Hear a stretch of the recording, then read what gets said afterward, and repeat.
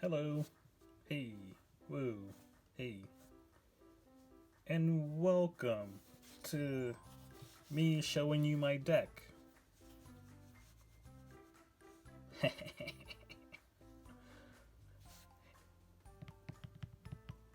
Oh, yeah. Today I'm drinking Because You're Worth It by Noble L Works from Anaheim, California. It's a double IPA, according to this poster. Can. Pours heavy yellow, medium off-white head. Dissipates fairly quickly. Good lacing. Aroma is dank. Dank. I'm sure that's how they said it. Pot, onion. Flavor is light, sweet. Light bitter. A bit boozy. Medium body. Hey. But all I noticed is that it's where is it? Where is that? Where is that? Where is it? Right there. It's 9.7%. Hoorah! And the deck that I'll be showing off is Locust God. See, I wrote it here so I knew which is which.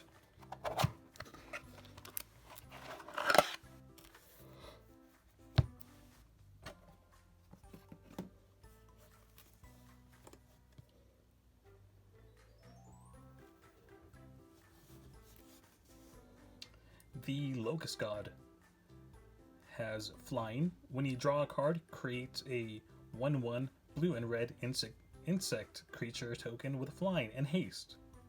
So that's my main win condition. Just going wide and attacking. The other ability it has, I can pay 2 a blue and a red, and then draw a card, then discard a card. And the best part about this one is that when Locust God dies, return it to its owner's hand at the beginning of the next end step. So, unless they exile it, I don't have to keep paying the commander cost for it. So that's A, as Afonso would say, which means good, I guess, or he was on drugs. I don't know.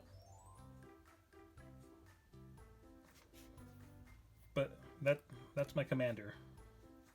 And let's start off with lands. We have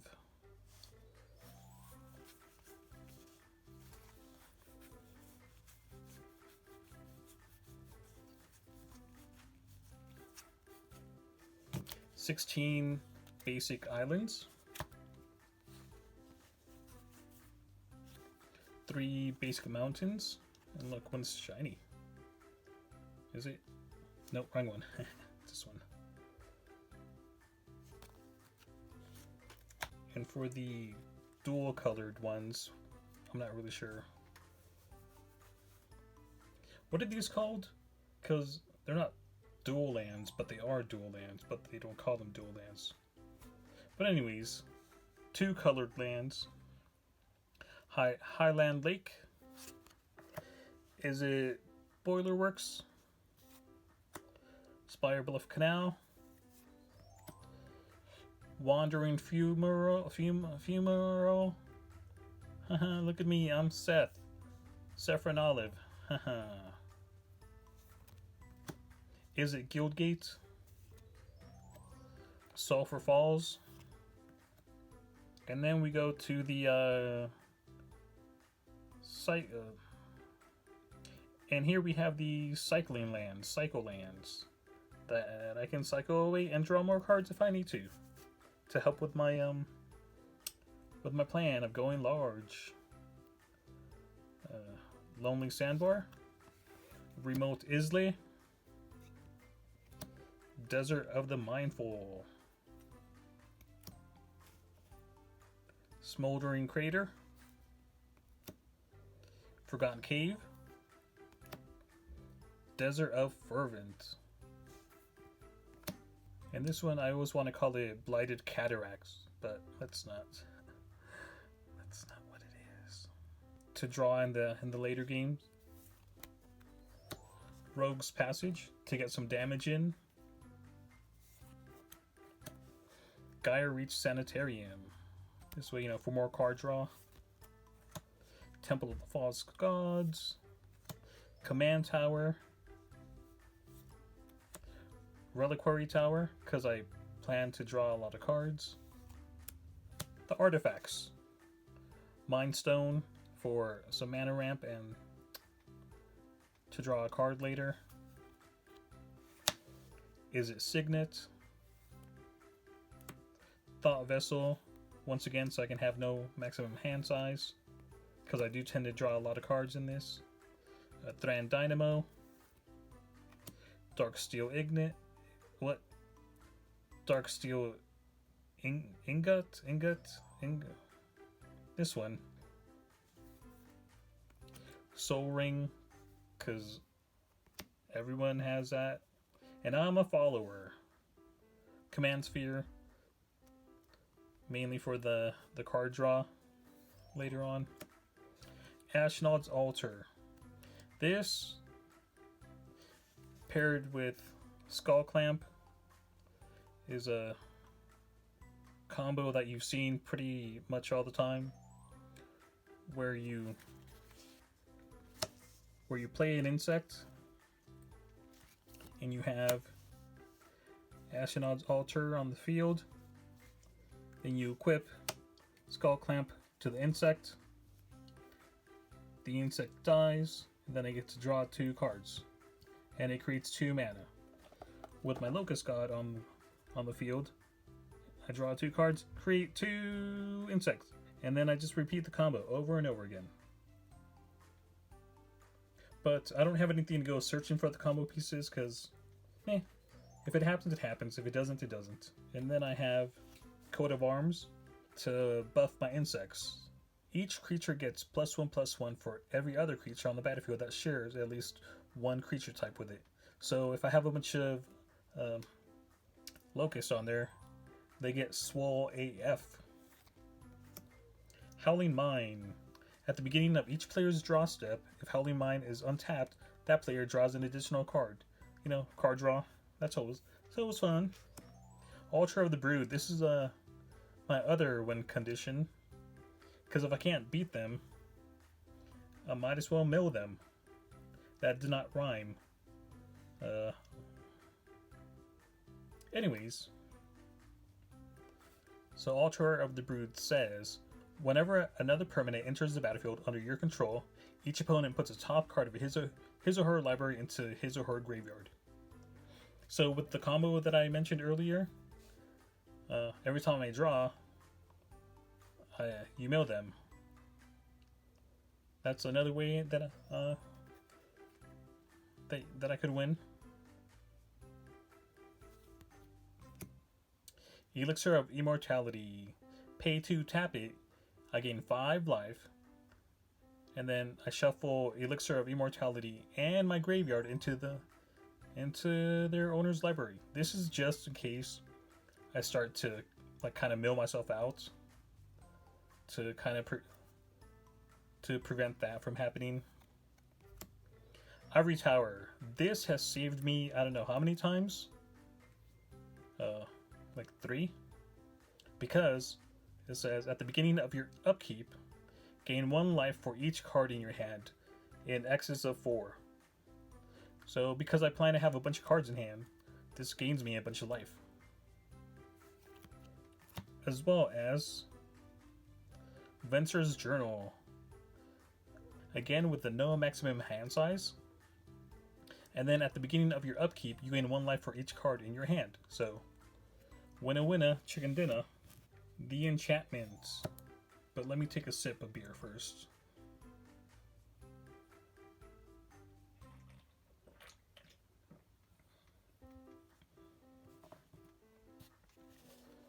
At the beginning of each player's end step, that player draws a card. If the player is your opponent and has 4 or more cards in hand, Fevered Vision deals 2 damage to them. This is a good way to deal 2 damage to my opponents if they have too many cards in hand.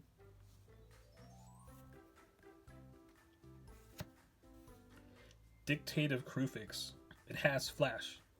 And at the beginning of each player's draw step, that player draws an additional card. Yay! Drawing. Drawing cards is fun. La la la la la. Rhystic Study. Whenever an opponent plays a spell, you may draw a card unless that player pays 1.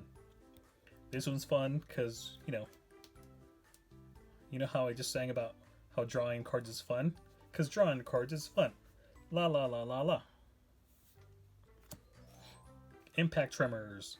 This card is awesome. Whenever a creature enters the battlefield under my control, Impact Tremors deals 1 damage to each opponent. The only downside with cards like this is that as soon as it hits a battlefield and you start dealing damage to people, they all turn on you.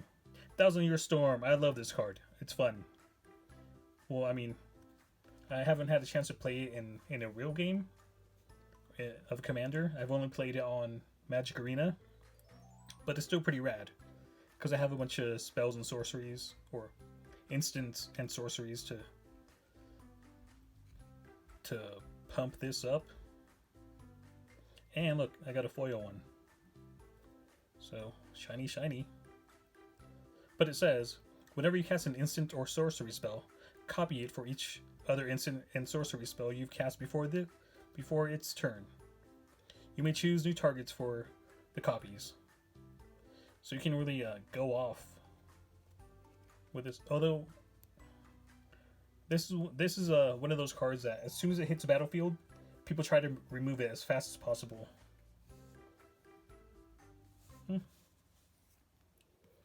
Mind Moil. Whenever you play a spell, put the cards in your hand on the bottom of your library in any order, then draw that many cards. So another way to draw cards. Monastery Siege. As Monastery Siege enters the battlefield, choose Khans or Dragons. I always choose Khans. At the beginning of your draw step, draw an additional card, then discard a card. For, more card draw. Sippy time. Sorceries. Windfall. Everyone loves this card. Each player draws his or her hand, then draws cards equal to the greatest number of cards a player discarded this way. That player is usually me. Also, this card is really hated by players. Well, I mean, at least when they have a good hand. But the way I see it, if I can't win, might as well annoy my friends. Blasphemous Act. This spell costs 1 less to cast for each creature on the battlefield. So, if everything goes well, I could cast it for 1. And it deals 13 damage to each creature. This is just a way to wipe the board, wrath the board, clear the board. Winds of Change. All players shuffle their hands into their libraries and then draw the same number of cards they originally held. Yeah, same as the previous Windfall, same type of deal. Wheel of Fate. It's the same, pretty much the same as Winds of Change, except it has suspend. So I suspend 4, pay 1 in a red. Rather than play this card from your hand, pay 1 in a red and remove it from the game with 4 time counters on it. At the beginning of your upkeep, remove a time counter. When you remove the last, play it without paying its mana. And each player discards his or her hand, then draws 7 cards. So, yep. Time Reversal. Each player shuffles his or her hand and graveyard into his or her library, then draw 7 cards. Then you exile it. This is another one if I'm about to mail out or something. This will save me. Reforge the Soul. Same as the other ones. Each player discards his or her hand and draws 7 cards. But I can cast it for its miracle cost if it's the first card that I drew this turn. Mana Geyser. Add red mana to your mana pool for each tapped land your opponent controls. This one I've used a couple times and it's great. Ponder. For 1 blue, Look at the top 3 cards of your library, then put them back in any order. You may shuffle your library. Draw a card. Serum Vision. For 1 mana, 1 blue. Draw a card, scry 2. It's pretty simple. Devastation Tide. Return all permanents to their owner's hands. For 3 and 2 blues. Or I can pay 1 and a blue for the miracle cost. Game Plan. It has assist. Oh, it's a 5 generic mana and 1 blue. It has assist. Another player can pay up to 5 of this spell's cost. That's never happened. Each player shovels their hand and graveyard into their library, then draw 7 cards. Most people don't want to give up their cards that they have in hand. Instance, but sippy first.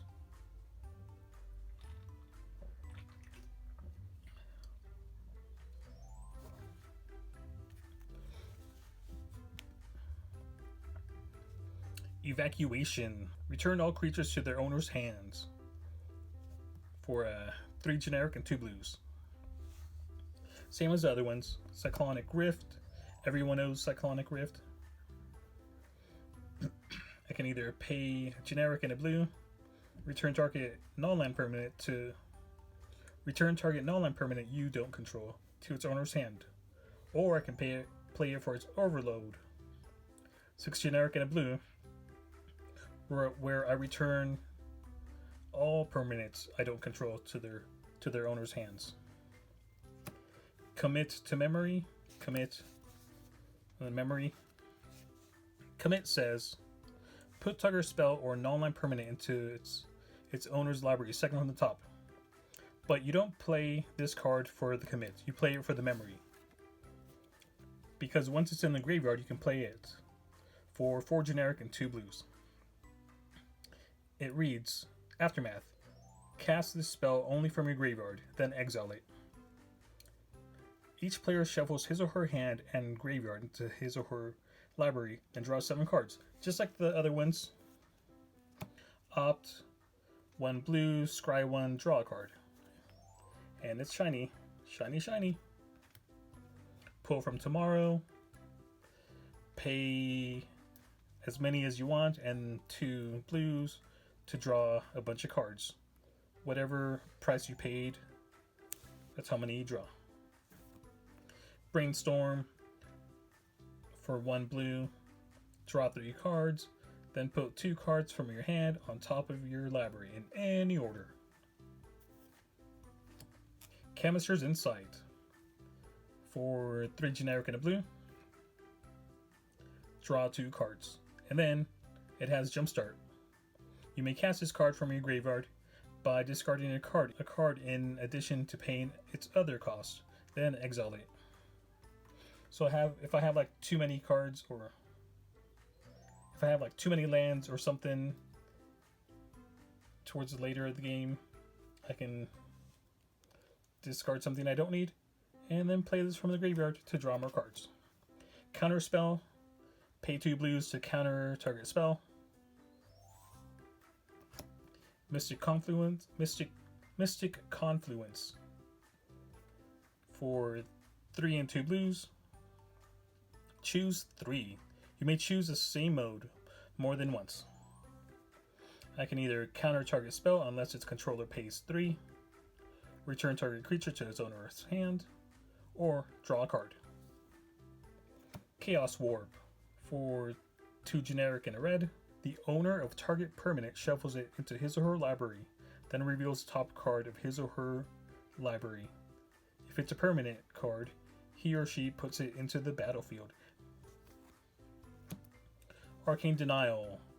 Counter target spell for 1 and a blue. Its controller may draw up to 2 cards at the beginning of the next turn's upkeep. And you draw a card at the beginning of the next turn's upkeep. Time Stop. Yay, I love this one. Let me tell you why. Because this one can be so mean. For 4 and 2 blues, end the turn. Remove all spells and abilities on the stack from the game, including this card. The player whose turn it is discards down to his or her maximum hand size. Damage wears off, and this turn and until end of turn effects end. So basically, what you could do if you want to be like a total mega jerk, wait until it's someone's turn, and I believe you can do it right before their upkeep, when it's their turn, but right before their upkeep, play this card, and that's the end of their turn. So if you want to be a jerky jerk who's a jerk, play this card and be a jerk to your friends.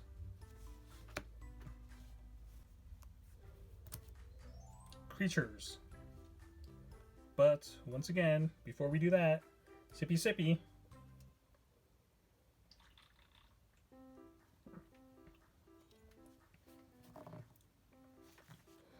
Creatures. For 2 and a blue, you can play Kefnet the Mindful. He's a god. Has flying indestructible. Kefnet the Mindful cannot attack or block unless you have 7 or more cards in hand, which is easy in this deck to get that many. And then he also has, or they also have, pay 3 and a blue, draw a card, then you may return a land you control to its owner's hand. For a 5/5, a 5/5 for 3 manas, and it has indestructible and flying. And in this deck, you'll be drawing a bunch of cards. Yeah, they're cool. Chasm Skulker. This one's rad. For 2 generic and a blue, it's a 1/1. But whenever you draw a card, put a +1/+1 counter on Chasm Skulker. Once again, I'm going to be drawing a lot of cards. And then when Chasm Skulker dies, put X 1/1 blue squid creature tokens with Island Walk into the battlefield, where X is the number of +1/+1 counters on Chasm Skulker. Jace's Archivist. Yeah. So for 1 generic and 2 blues, I can pay. You get a 2/2, and I can pay a blue and tap it, and each player discards his or her hand, then draws cards equal to the greatest number of cards a player discarded this way. Solemn Simulacrum? Was that how you pronounce it? Saffron Olive, where you at? Also known as Sad Robot, because he looks sad. Look. Sad. Let's see. For 4 generic mana, you get a 2/2. But when he enters the battlefield, you may search your library for a basic land. Put that card into the battlefield tapped, then shuffle your library. Then, when it dies, you may draw a card. Tempest Caller. For 2 generic and 2 blue, you get a 2/3. And look, it's shiny. But when Tempest Caller enters the battlefield, tap all creatures target opponent controls. So if you have a bunch of creatures on the field and you're trying to take out one person specifically, play this, they tap all their creatures, and then you attack, and then you kill them. And then you're like, hey, I killed you. And they're like, yeah, I just saw it happen. Perforos, God of the Forge. Arrgh. This one's awesome. For 3 generic and a red, you get a 6/5 legendary enchantment creature god. It's indestructible. And as long as your devotion to red is less than 5, Perforos isn't a creature. It makes it a lot harder to get rid of him. And people want to get rid of it, because whenever another creature enters the battlefield under your control, Perforos deals 2 damage to each opponent. And that's good news for me. Also, Perforos is on the battlefield. Pay 2 generic and a red, and creatures you control get +1 until end of turn. Next we have, for 3 generic and a blue, Toothy, Imaginary Friend. A legendary creature, an illusion.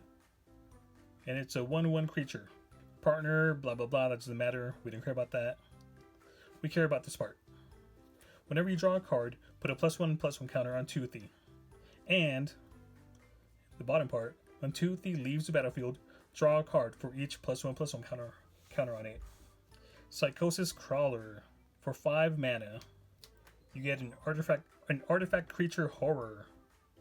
But look, he has no toughness or wait, what is it? Attackingness and defensiveness. But that's because Psychosis Crawler's power and toughness, oh, it's right there, are each equal to the number of cards in your hand. And whenever you draw a card, each opponent loses 1 life. See, that's another way to ping your opponents. Ping your opponents. Ping your opponents pretty fast is how you win. Teferi, Mage of Zolfir? Sure. 2 generic and 3 blues. For that, you get a 3/4 legendary creature, Human Wizard, with Flash, which means I can play him anytime I can cast an instant.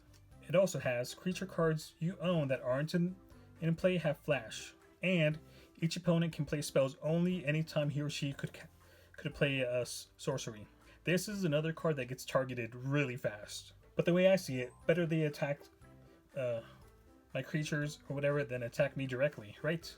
Niv Mizzet, the Firemind. For 2 generic, 2 blues, and 2 red, you get a 4/4 legendary creature, Dragon Wizard. It has flying. Whenever you draw a card, Niv Mizzet, the Firemind, deals 1 damage to target creature or player. That's another pinger, and then I can tap it to draw a card. Niv Mizzet, Draco Genius, Draco Malfoy. Are they related? You get a 5/5 with flying again, and then whenever Niv Mizzet, Draco Malfoy, deals damage to a player, you may draw a card. And then I can pay a blue and a red. Niv Mizzet deals 1 damage to target creature or player. Hey, here's Niv Mizzet again, except this one's shiny. Ooh, how shiny. And then this Niv Mizzet costs 3 blue and 3 red for a 5/5. Are they all 5/5s? No. This one is.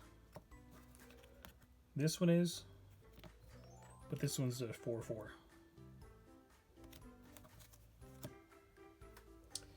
And it says, this spell cannot be countered. That's cool. It has flying. Whenever you draw a card, Niv Mizzet deals 1 damage to any target. So, another pinger. And whenever a player casts an instant or sorcery spell, you draw a card. And then Arjun, the Shifting Flame. Arjun. One of those might be correct. It's a Sphinx Wizard, 5/5, for 4 generic, blue and a red. It has flying, and then whenever you cast a spell, put the cards in your hand on the bottom of your library in any order, then draw that many cards. So, yeah, more drawing. Atali, Primal Storm. This one is in here because I like it. It doesn't add or take away from the theme of the deck. I just like this card. For 4 generic mana and 2 reds, I get an Elder Dragon, who's a 6/6. Whenever Atali, Primal Storm attacks, exile the top cards of each player's library. Then you may cast any number of non-land cards exiled this way, without paying their mana cost. Just playing this once is awesome. It's totally worth it. But this is another one that becomes a huge target as soon as it hits the battlefield. Consecrated Sphinx. This one is totes radical. For 4 generic and 2 blues, I get a 4/6 Flying Sphinx. And whenever an opponent draws a card, you may draw 2 cards. This one is another one that becomes a target pretty fast. But it's still cool. Ooh, here's another shiny one. Arcanus, the Omnipotent. He's a wizard. 3/4 for 3 generic and 3 blues. I can tap it and draw 3 cards, or pay 2 and 2 blues and return it to my owner's hand in case someone is trying to kill it. And finally, let's take another sip. And the last card is a Planeswalker. Just one. Dak Faden. With pay 1 generic, a blue and a red. Comes in with 3 loyalty counters on it. +1 him. Target player draws 2 cards and discards 2 cards. That's nice. But I mainly have him for his -2. Gain control of target artifact. Say I don't have any mana ramp, or my opponents have something that I want. Just steal it. Just take it. And then the -6, you get an emblem with whenever you cast a spell that targets 1 or more permanents, gain control of those permanents. I've never gotten it up to 6 loyalty. Ever. Alright. So there's my Locust God deck. Okay, your turn. What have you guys made? What do you have? Show me. Or not. Text me. Message me. Leave it in my comments. Or it'd be awesome if you guys would make a video, because I know Brandon made one recently opening up some packs. Okay, bye.